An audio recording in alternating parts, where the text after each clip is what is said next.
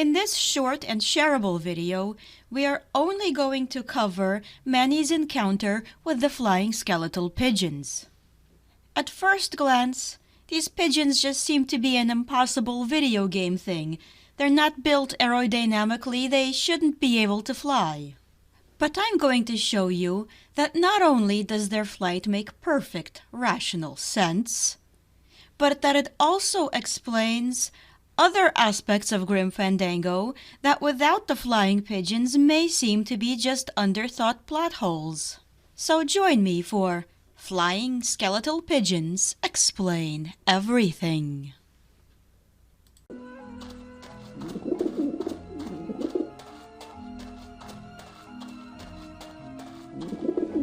These pigeon eggs raise questions. Where do they grow before they are laid?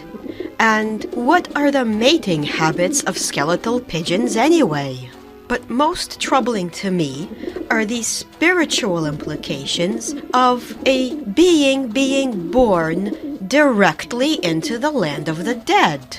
Hatching right into the land of the dead, never having been alive. What's up with that? Hey! The Department of Reaping Pigeons must be staffed by bird brains to permit this hooliganism. Sadly, these questions are a lot more fun than the logical explanation, which is that some birds die before they hatch. I don't like the looks of those pigeons. And that's why you don't see any birds sitting on the eggs, because the eggs and the grown-up birds are unrelated to each other. And now, watch as I make perfect and rational sense out of every other logical inconsistency in this game, using nothing but the observations gathered here by watching the skeletal pigeons in their natural habitat. Observe, if you will, how happy and naturally these pigeons eat the bread, which then vanishes into thin air. Meanwhile, you'll never see Manny eat solid food. Watch it! Get him off me! Those pigeons are just being friendly. They're trying to land on his shoulders to say, thanks for the food. Of course, a pigeon wouldn't be a pigeon if it didn't leave droppings. Ah, the pigeons obviously like this dish vent. And there you have it. The souls miraculously retain everything that they need to be themselves, while shedding all the extraneous bits. That's where the imagery of the bones comes in. That's why Manny is supplied with an endless stream of cigarettes, but you'll never see him go for a snack. He couldn't be himself without his ability to light up, but food isn't an essential part of his soul. In the same way, Hector Lamans has to be fat, even though he is a skeleton. A thin Lamans would be like not being able to scare the pigeons. Run, you pigeons! It's Robert Frost! Okay, so pigeons aren't scared of a nature poet like Robert Frost. Maybe a different poet would scare them more. Olivia the Beat Poet would rip your head right off, just like Scylla. We haven't met her yet, but I'm going to spoiler it for you just a little. Olivia drives at Maybe the that end. will scare them. Eventually. Everyone else needs a demon. What makes her special? Let's apply the knowledge that we've gained by observing the pigeons. She's a beatnik. What kind of beatnik doesn't go on a road trip?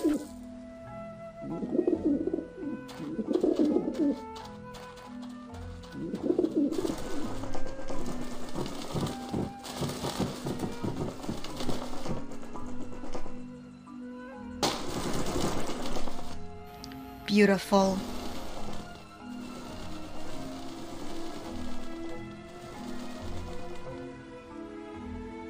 Yeah, beat it, you lousy little ledge pickers! Aw, come on, Manny. If only he wasn't so unhappy, he'd be able to make friends with the pigeons and then he'd be less unhappy. So that's where the vermin come from.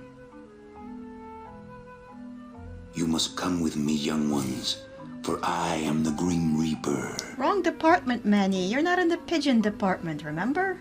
Or are you? If Manny's Department of Death also reaps pigeons, this resurrects the Pigeon Reapers are bird brains theory, which I had shot down earlier, and invalidates everything I said about Hector Lamons and Olivia making sense. So just forget all of it, will ya? As far as I can tell, skeletal birds are not a central part of Mexican Day of the Dead tradition. They seem to have been invented for this game as ambience and humor. And yet, these birds have found their way into other art that's purportedly inspired by the Day of the Dead, like this, and also this. I like how far they've flown on their skeletal wings. And I hope you choose to help these pigeons fly even further by sharing this video. And if not, at least leave a comment or subscribe. In the next video, I return to my usual Let's Play a Deep Dive format. We find Manny lost in the woods, without a job to give him structure, and yet soldiering on bravely anyway,